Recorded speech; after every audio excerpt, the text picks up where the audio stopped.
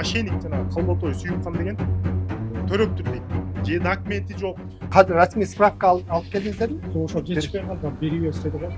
Төрөгөндө ишенген жокпуз. Мен ишенбейм. Мен эмнеңечи? Мен ушунча меңди алдады го бул. Бүгүн дагы кандай жагдайлар ачылат экен алдыда көрөбүз.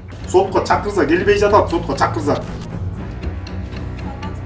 Ал тиги боюнда бар болгондугун даже билбептирмин. Эмне үчүн бир эмес булашпайт.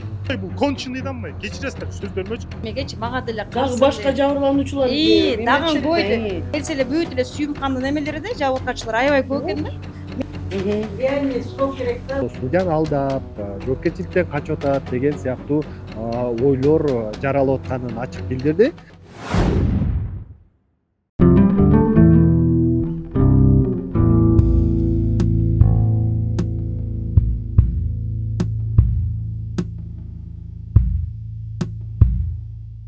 Бүгүн 19 мартта Свердлов райондук сотунда Дордойдогу ондогон соодагерлерди миллиондогон акчага алдап кетти деген Сүйүмкан Калбатоеванын иши боюнча дагы бир отурум болот деп келдик. Буга чейинки биринчи отурумун биз чагылдырганбыз. Анда ушул жабырлануучулар кантип алданганы тууралуу айтып беришкен. Бүгүн 19 мартта дагы бир отуруму болмок. Бурдагы сот отурумунда айтышкан ушу 27 февралга жылдырылган болчу. Анда коюлган болчу. 27 февралда дагы сот отуруму жылып кетип, мына бүгүнкүгө туш келип атат. Азыр бүгүн дагы кандай жагдайлар ачылат экен алдыда көрөбүз.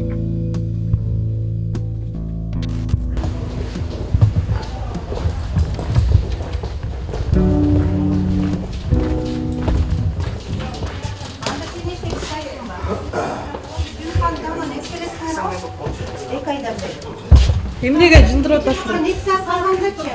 2 саат калганда чабада. Биз дагы жұмыста иштейбиз. Мында бала чака бар. Ондо мен жаздым го силерге. Ошондо чалган болчу мангачы. Мага Нурадил чалып туруп, эже сот болот, баары билет, сиз группаңызга жазып коюңуз деп айтты. Мен силерге жаздым, айттым, баардык айттым. Нурадил мен сага деле түшүндүрдүм. Эл экен, мага ишенишпейт экен дедим. Анан бүгүн мен саат 10-дордо жолдон чыккан болсом, бир 10 мен силерге жаздым го, ошол маалда Нурадил кайра чалып сот болбой калат экен, тиги төрөгө экен деп бул айтып атат бул балачы. Мана эл ишенбей справкасын көрсөтүп, эми справкасыны тиги Сүйүмкандын Кече айыпталуучунун өзүнө чалганбыз. Чалсак телефонун албай койгон. Бир туруп линия занята деди, бир туруп звонок кетпей койду. Анан мен жаптоочусуна чалып, байке тиги жаптооңуздагы Калбатоева телефонун албай атат, же линиясы занят болот. Сиз аны менен байланышка чыгып айтып коюңуз, эртең сот отуруму болот десек, ал эме деп айтты. Хорошо, мен өзүм байланышка жазып коем деди. Мен жумуштан чыгып кетем саат 10дон кийин. Мага WhatsApp аркылуу WhatsAppта SMS аркылуу жазып өттүк, тиги төрөгөн экен, көз жазып туруп одомдотун деп чечим берсеңер.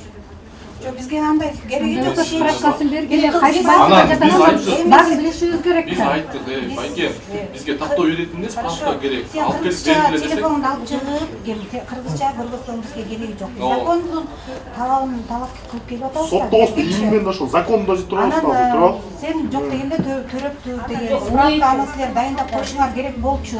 Аны биз дайындабайбыз, аны жактоочусу алып келип берет. Же өтүнүч аркылуу теме канцеляриядан кайрылып, деди немен ушундай көз жарды, ошону улам процессти жылдырып бериңиздерди өтүнөм деп. Ал мошенник, ал вообще законду уруп койду дейт ал. Мен баягыда биринчи чыгарыштыр айтпадым белем, ал закон деген түшүнбөйт ал, законду ал. Байке аны мошенник эмесин, процесстен. Биз азыр берде тиги жөн эле бир собрание эмес, бул деген сот, мына соттун кабинетинде турабыз. Сотко чакырса келбей жатат, сотко чакырса. Телефон албай деле коюптур даже. Хорошо.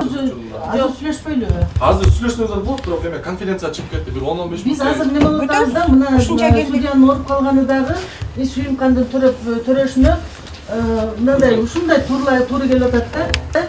Судебный процесс эми ачылган жок. Кандай ачылган? Буга чейин ходатайствочу эле. Кимден, жактоочу Жунусовдонбу? Жок, түшкөн жок. Анда судебный процессти чыгып туруп анан бияктардын мнениясын угуп туруп анан бир нерсе кылып белеңер дегем. Мен сот ачыш керек эле. Эми азыр конференция болуп срочно чакырып кетип калды, азыр келет бирок. Сөздүн кыскасы биз нааразы эл, мына биз деп мына мен жалгыз болсом айтмакмын, өзүм депчи, мына эл мына могу жерде турабыз, мына ишенбесеңер эшикте да турат. Эл нааразыбыз, негизичи чынын айтайын, мына ачык эле айтам да, оюм нааразыбыз могу сот процессине. Бул деген бир өтө бир кооптуу жанагындай 100 адамдан ашкан бир процесс болсо мейли демексиз. Могул жерде бир ашып кетсе канча киши? Бир жылга Голый сөзбө текшенип туруп, ама кол төрөбасынан да келет анан кийин. Ошентип кое бербедиңерби? Эмнеге кана факты төрөлгөндө тура справка. Анда биз кандай түшүнөлү? Резонный вопрос да. Мен мисалы сотко справка алып келбесем. Айтат да, справка алып келбесем бул өтпөйт деп. Кана справка. Мындай кылалы, кыздар. Ажар мындай кылалы. Төрөдү деген справкасы. Биз Сот жактырып процесси. Макул, ошо справканы көрсөк биз кетелик. Мына мен сүйлөйүнчү, сот процесси жыгын ачылабы? Азыр судья келсин. Биз Сот процесси ачылмайынча биз эч жака кетпейбиз. Биз ошондой решили. Ошо күтөбөз андан күтүш керек экен, туурабы? Туруңуздар. Жок, эми сот процесси эметпесе биз жөн эле жүрө беребизби? Ачылбаса, сүйүмканды төрөтүп, эмебиз ооруп калып. Могу сот процесси 27 февралда болмок 2025 жылы. Бүгүн болсо марттын 19-у. 27-синде бизге мынтип айткан, 27-сине жакын айткан тиги судья больничныйга чыгып кетиптир депчи. Бүгүн ошондо почти что мына 1 айга жакын болуп калды да, 1 ай. Билбейм, бир эчтеке айткан жок, эчтеке билбейм. Бүгүн өзүбүз келдик да, эл чогулуп келсек, тиги мошенник жана Калботой Сүйүмкан деген төрөптүр дейт. Же документи жок. Мына представитель, судьянын представитель айтат, тиги мошенникке звонить этсе, обвиняемыйга звонить этсе, телефон өчүк. Адвокатына чалса, о, мен хорошо айтам тиги, короче, мындай. Билбейм. Закон иштейт. Салмасызбы? Жооп берип каласыз бизге? Айыпталуучу келеби, келбейби ошол иш боюнча? Төрөптүрбү? Кайсы оорукана район? Бүгүн расмий справка алып келдиңиздерби? Ошо жетишпей калган берип берсе го бүгүн ертең алып келип коюш керек. Сиз аке ошол иш боюнча келдиңиз да, Сүйүмкандын иши менен, а? Мен айтып коюн деп элем, сен сабак сен сабак чыгыш керек деп Майки майке жана эмен Калботой Сүйүмкандын эмеси, адвокаты. Сен азыр айтып атпадыңбы эле, адвокат бериш керек справканы деп. Азыр кандай ошону кандай кылып жооп бересиз? Мен өз айыпталуучум менен связь жок да, мен сүйлөшпөйм. Ошо эмне себептен адвокат бул справканы дайындаган жок? Төрөгөн болсо 2 саат калганда айтат бизгечи. Адвокат деле сүйлөшкүсү келбей жатат окшойт, что-то качайын деп. Эмне түшүнбөй жатабыз. Адвокатын көрдүңөр азыр өзүңөрчү, качканынчы. Качып кетпедим. Качканын көрдүңөр, ошо? Чыкты, тайды го мына. Ооба да. Түшүнүктүү. Ал 2 күн мурун төрөдү деп атат азыр. 2 күн мурун төрөдү, ооба. Анда 2 күнгө чейин бул жака сотко маалымат бериш керек эле да. Кабардар бериш керек сотту. Ошол бизге элеман ошол бизге таң калыштуу болбойбу? Ошол бизге таң калыштуу. Азыр Төрөдү, бул жалганчы, бул мошенникке көп нерсени эме кылсак болот. Төрөгөнүнө да ишенбей атасыз. Төрөгөндө ишенген жокпуз. Мен ишенбейм, мен эмнечи, мен ушунча менге алдадыбы бул кызчы. Мен төрөгөнгө да ишенген жокмун. Меге маалыматты бербеди. Неге мына кыргыз элим, мына кыргыз элди алдап койсо боло береби?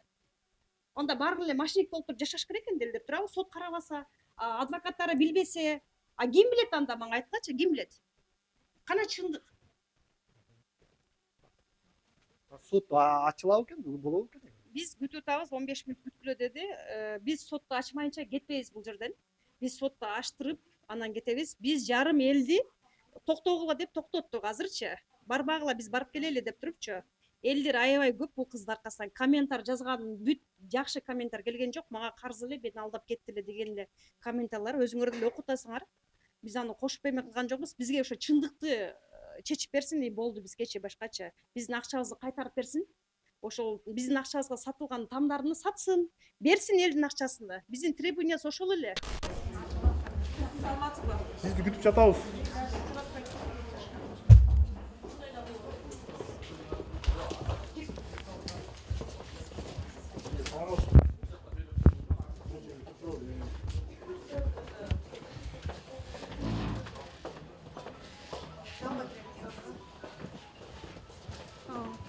Я өзү келди ошол.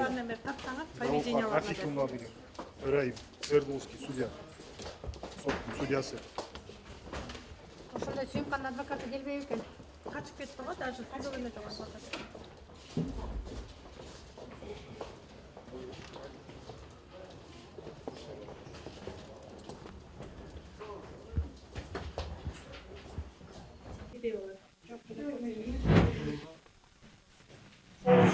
Oturuңуздар. Oturuңуздар. Кылмыш ишканасы волонтерлууга эмеси жок, баягы шарты жок болуп атат. Анткени бүгүн жактоочусу Жунушев тиги катчы менен байланышып, Халботоева төрөгөндүгү тууралуу эме маалымат келди да. Я не знала даже, что она беременна, если честно. Ал тиги боюнда бар болгондугун даже билбептирмин. У нее что, беременность была, что ли? Это получается ошондуктан ал на подписке, да, получается? Тиги ким, хотя ушунча эпизод болуп атат, ушунча жабыркагандар канча киши көп эмесине караганда анан ошондон түшүндүк да, что тергөөчү ошон үчүн аны подпискага эметкен турбайбы? Это боюнда бар болгондугуна байланыштуу депчи. Анан тиги эмеси жактоочусу мен эме келген эмнесиме, во-первых, накладка болуп мен дагы башка процессте, а Халботоева тиги роддомдо качан төрөптүр? Ну вот 2 дня назад. Кайда жатканын, кайда эметкенин азыр жанагы тергөөчү, ишти тергеген тергөөчү Бактияров менен байланышып, ал ошонун баарын эметип, биз тиги ким жактоочуга чалып эме айттыңар беле, эмесин баягы справкасын алып келсин. Төрөгөндүк качан алып келем деди? Жок, сураш керек да.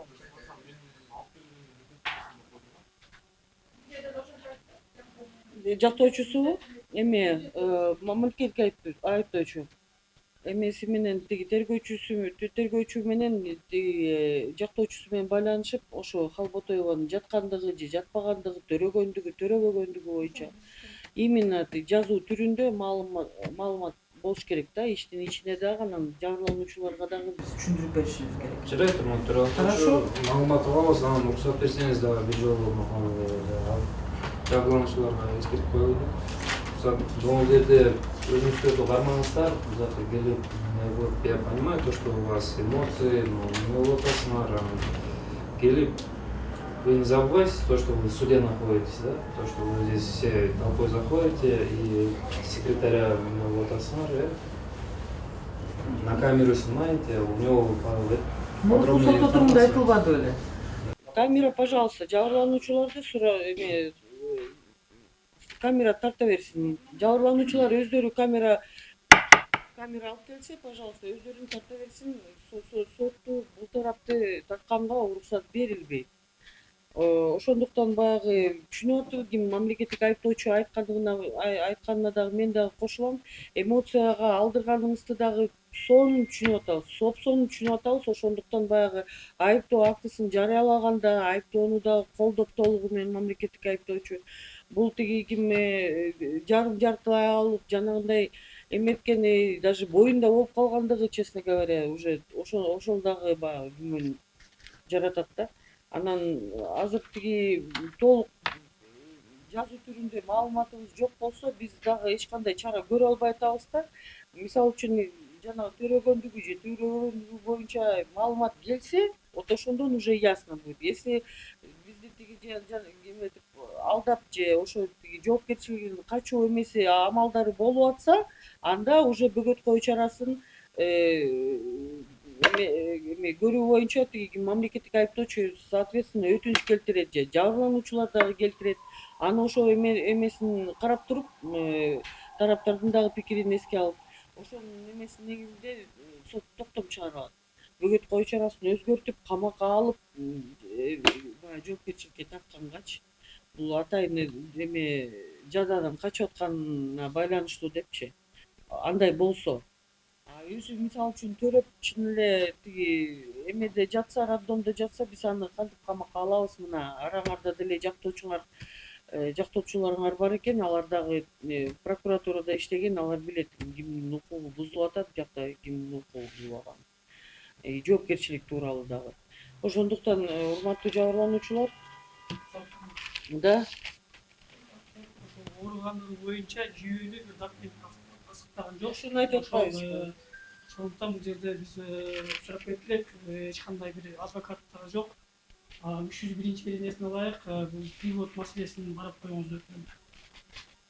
Биз азыр тиги мамлекеттик жактоочу айыпталуучу жок, биз даже сотто отурумун ача албайбыз. процессуалдык кодекске жараша. Аны билесиз, урматтуу жактоочу. Андыктан биз ошо айтып атпаймынбы? Жазуу түрүндө маалымат болсо, ошонун негизинде анан анын сиздин өтүнүчүңүздү деле мамлекеттик айыптоочу деле айтмак. Бул эме мажбурлап алып келүү жөнүндөчү. Ошону азыр точно тактап алалы, барбы жокпу. Эме ким жактоочусу дагы жанагынтип айтып атса, анан эмесин эметиңер деп андан дагы чүчү чыгатпайм. Эме ким тергөөчү Бактияров менен байланыштыңызбы? Жаздым. Эметип ошонун эмесин жок, эмесин эметели, а кимдин Калботоеванын эмесин азыр жудура туралы эмеге жакын күнгө. Так. 19 роддомдо азыр даже бир жумада жатышпайт да. Бир 2-3 күндөй жатып эле чыгарат. Ошол сүйүмкан боюнча прокурор бизге эскертүү берип атпайбы, эмоцияңарды кармагыла, биякта жүрөсүңөр депчи. Эмнеге биз антип ваз эме болуп атабыз, недовольный болуп атабыз, эмнеге андай кылып атабыз? Анткени деген бул биз сотко чейин тиги Свердловский ровдудан процесстен өтүп келгенбиз. Өзүңүз айтып аткан тиги Бактияров Аскат деген тиги следователь, тергөөчү өзү жакшы билет. Ага ошол Свердловскийге биз ушинтип күнүгө барчык, күнүгө 1 ай ошол жерде жүргөнбүз. Каждый день жумушубузду таштап. Ошондо деген жанагы жабырлануучуну чакырганда повестка берип турбайбы? Ошондо следователь тиги сүйүмканга звонить этсе, мынтип айтыптыр эме закон боюнча повестка алып келип таштагыла барам деп. Үйүнө повестка алып барса, күйөөбүз чыгып биз ажырашып кеткенбиз, биякта жашабайт, билбейм каякта деп. Ошентип алдашып, короче, следствияны алдап. Анан тигилер ошол жерден слежка кылса, жана оперлер үйүндө эле жүрөт дейт, жана жерден тиги терезесинен көрдүк дейт. Аны эшигин тыкылдатып, күйөөсү чыкканда сурадык дейт. Неге калп айтып атасың? Аялым үйүңдө эле жүрбөй көрүп атпайсызбы десек. Ошол жерден биз семьязымен чыгып телефонго тартып, мен силердин үстүңөрдөн заявление жазам. Силер мени угроза кылып атасыңар деп. Мына ишенбесеңер өзү ошол жерден немелер. Бул ошондой, бул конченый да мына, кечиресиздер сөздөрүмөчү. Биз да ошондой болуп атабыз, күйүп атабыз мынакей. Акчабызды жегизип атабыз, нервибиз кетип атат, жумушубуз калып атабыз. Мына эжеке өзүңүз билесиз, могул жерде биринчи процессте кышында болчу, эшикте кар, курткачам уже мына жаз келип калды. Жылып кетип атат да, ошол жагы бар. Анан тиги деле ошол азыр деле мынакей төрөдү дейт, бирок официальный документтери жок. Эч ким мындай конкретный подтверждение кыла алган жок. Ооба көрдүм деп. Өзүнүн адвокаты келди, ошонун жанагы обвиняемый адвокаты мынакей. Азыр бияка келди беле. Келип туруп, А где он? төрөдү деп атат го дейт, бизден сурап атат кайра. Кана сүйүмкан десек. Нет, отургула дебейсиңби? Процесс же. Камераны көргөндө качып эле кетти ал. Мындай эле чуркаган боюнан кетти. Надо было посадить его сюда. Куда? Как ворота? Анан бул жигит могу сиздин представителиңиз сурады да ушундай десе, төрөдү деп атат го, мен да ошентип уктум дейт го кайра. Анан биз ошого кичине ызылдадык да, кечирип коюңуздар эгер бизден туура эмес неме болсо, болгону ошол эже, туура түшүнүңүз. Сону түшүнүп атабыз. Так, салам в роддоме.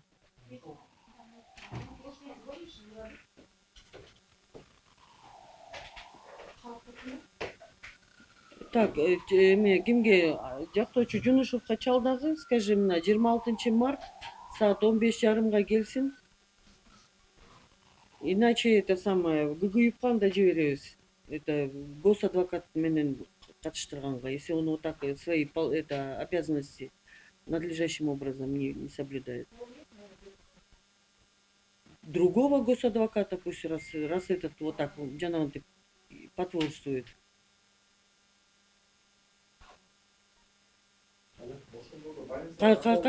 Сколько у нее месяцев беременности было? Отура бергиле. Бул беременныймин дегенде бизгечи жана сроктору менен азыр биз эсептеп келсек не совпадает. Не совпадает. Вот ошон үчүн да, не совпадает. Потому что мен байкаган жокмун, что она беременная. Анан төрөдүм десе, мен таң калтым да. Бул эме бул эсе беременна, как она нам сказала, она вот в конце марта, да, төрөш керек болчу да. Или апрелге жылыш керек болчу.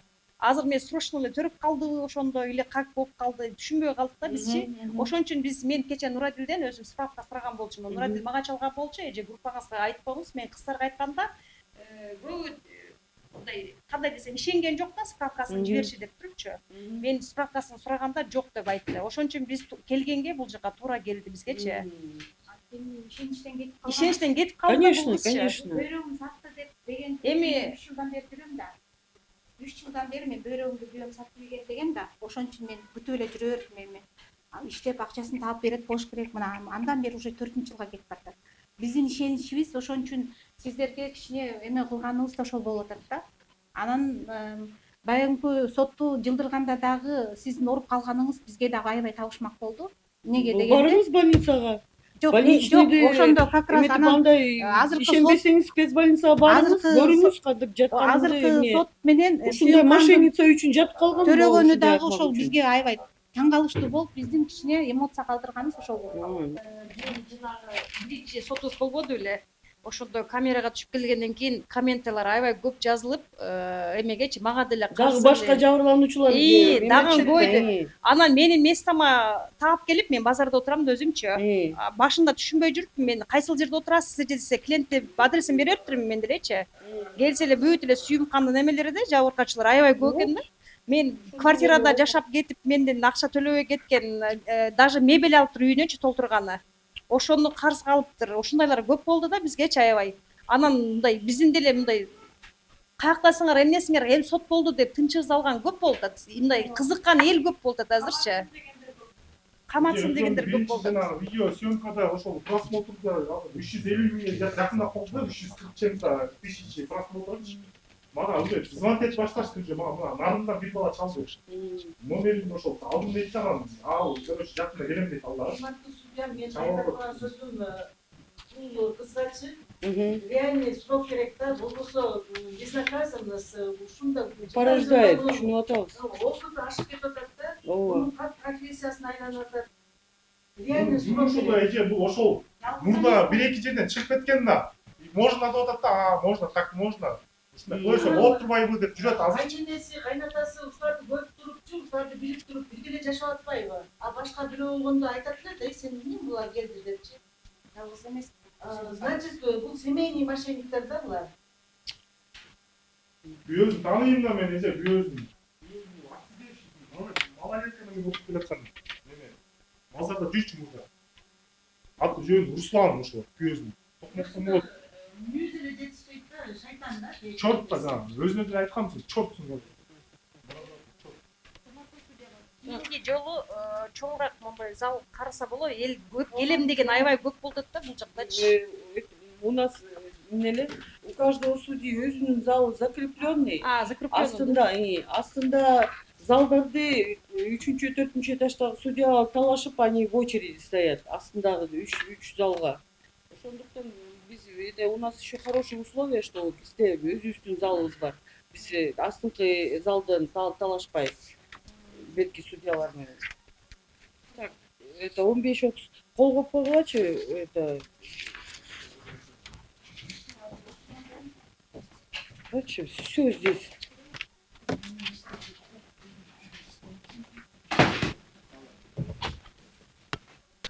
Бүгүнкү сот отуруму ушинтип айыпталуучу жада калса анын жактоочусу дагы келбей койгонуна байланыштуу 26 мартка саат 15:30 жылдырылды. Бүгүнкү отурумда судья дагы, прокурор дагы аябай таң калып жатышты. Себеби анын судья Гаухар Тургунбекова анын боюнда бар экенин билбептирмин ушул убакка чейин деп айтып атат, өзү да таң калып жатат. Кийинки сот отурумунда ошол чын эле төрөдү, кайсы жакта төрөдү деген маалым каттарын алып келип, расмий документтерин төрөгөнү тууралуу документтерди алып келүүнү талап кылышты. Эгер кийинкиде дагы алып келген болсо, дагы башка чараларды, бөгөт чараларын өзгөртүп камакка алуу тууралуу чараларды көрөбүз деген сөзүн айтты судья. Анткени бул судьяны алдап, жоопкерчиликтен качып атат деген сыяктуу ойлор жаралып атканын ачык билдирди. Ошондой эле тергөөчүгө дагы тактап, ушул тергөө учурунда бунун боюнда бар беле, ошон үчүн бул камакка алынган эмес беле деген сыяктуу суроолор менен тергөөчүдөн дагы маалымат ала турган болушту. Анда бизди күтүп туруңуздар 26 мартта дагы бул сот отурумуна катышып, андан аркы жаңы дагы кандай жагдайлар ачылаарын көрсөтүүгө аракет кылабыз.